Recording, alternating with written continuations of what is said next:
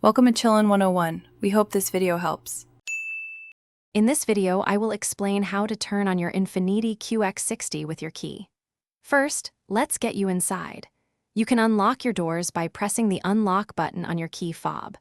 Alternatively, if your key fob is within about 3 feet of the vehicle, the doors may unlock automatically. Once inside, ensure your key fob is with you, as we'll be using the push-button start. Now that you're in the driver's seat, let's get the engine running. Make sure your key fob is securely inside the vehicle, perhaps in your pocket or a convenient cup holder. Next, firmly press and hold down the brake pedal with your foot.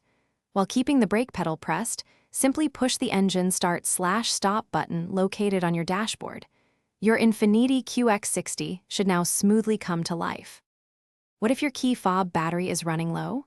Don't worry, there's an emergency start procedure.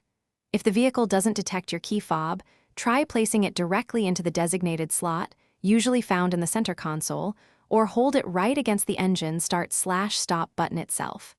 Then, just like before, press the brake pedal and push the start button.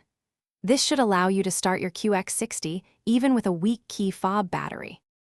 To avoid any starting troubles, it's a good idea to replace your key fob battery every 1 to 2 years. Most Infiniti key fobs use a common CR2032 coin cell battery, which is easy to find. Also, remember that your key fob contains a mechanical key for manual door unlocking.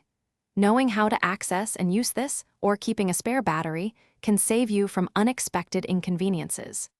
Drive safely. Thanks for watching. Consider subscribing if we helped you.